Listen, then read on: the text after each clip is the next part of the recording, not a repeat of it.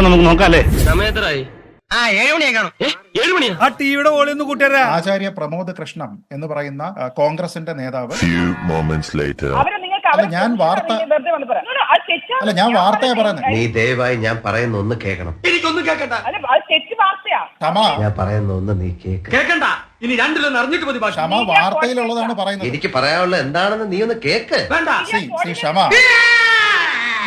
ഒരു സെക്കൻഡ് ഒന്ന് നിൽക്കൂ. ദയവായിട്ട് ഞാൻ പറയാം. വേണ്ട വേണ്ട വേണ്ട. നാശത്തിലേക്കാ നിങ്ങൾ പോകുന്നത്. നിങ്ങള് ക്ഷമ എനിക്ക് പറയാനുള്ളത് ഇത്രേ ഉള്ളൂ. വെട്ടാൻ വരുന്ന പോത്തിന്റെ ചെവിയിൽ വേദം ഓതിയിട്ട് കാര്യമില്ലെന്നൊരു ചൊല്ലുണ്ട്. നീ കേട്ടിട്ടുണ്ടോ? അതിപ്പോ സത്യമാണെന്ന് എനിക്ക് മനസ്സിലായി. സമാധാനമായി. ക്ഷമ നിങ്ങൾക്ക് മറ്റുള്ളവരോട് പ്രതിപക്ഷ ബഹുമാനം ഇല്ല എന്നുള്ള കാര്യം എനിക്ക് അറിയാം. ഒരു മിനിമം ഡീസൻസി എങ്കിലും പുലർത്താൻ അറിയുന്നവർ ഒന്ന് പറഞ്ഞ രണ്ടാമത്തെ തുണി പൊക്കി അതുകൊണ്ട് പ്രശ്നമൊന്നുമില്ല. തനിക്ക് ഈടായിട്ട് കുറെ കൂടുന്നുണ്ട് കേട്ടോ. നിനക്കെന്നൊക്കെയാണോ നിങ്ങൾ ഒരു ചർച്ചയിൽ വന്നിട്ട് ആൾക്കാരോട് സംസാരിക്കുന്നത്? ഒരുമാതിരി അരിവർത്ത വർത്താനം എന്നോട് പറയുന്നത്. വാക്കുകൾ കൊണ്ട് അമ്മാനമാടി വളർന്നവനാണ് ഈ പിണ്ടിമന പോരാ. നിങ്ങൾ കോൺഗ്രസിന്റെ മൂല്യങ്ങളെ റെപ്രസെന്റ് ചെയ്യുന്നുണ്ടെങ്കിൽ പ്രതിപക്ഷ ബഹുമാനത്തോടു കൂടി സംസാരിക്കാനായിട്ട് നിങ്ങൾ ആദ്യം മുതൽ ക്ലാസ്സിന് പോകണം. ഈ പൊണ്ടാരം എന്നെ തൊലച്ചു കടന്നു. ഇവന് ഞാൻ എന്താ ചെയ്യുക? നിങ്ങൾ ആരാണെന്ന് അറിയത്തില്ല എന്നും നിങ്ങൾ പാർട്ടിയുടെ ആരുമല്ല എന്ന് കേരളത്തിലെ KPCCയുടെ അധ്യക്ഷനാണ് പറഞ്ഞത്. അത് മോശമായി പോയി. നമ്മൾ പറഞ്ഞതും കുറച്ച് കൂടി പോയി.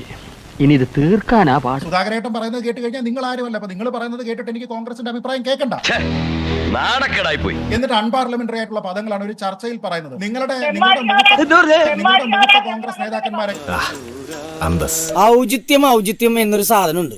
ഒരു മനുഷ്യനായ കുറച്ചൊക്കെ ഔചിത്യം. ഒരു 6 ഇഞ്ച് നീങ്ങി ഒരു ചുവന്ന സ്വിച്ച് കാണുന്നുണ്ടോ?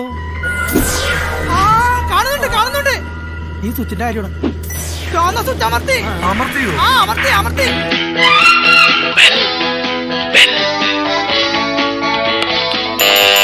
Thank you. ഈ ഉപകാരം മറന്നാലും ഞാൻ മരിക്കില്ല. ഇതൊക്കെ എന്ത് അപ്പോ നാളെ നേരത്തെ തന്നെ ഇങ്ങോട്ട് എത്തണം കേട്ടോ. ശരി.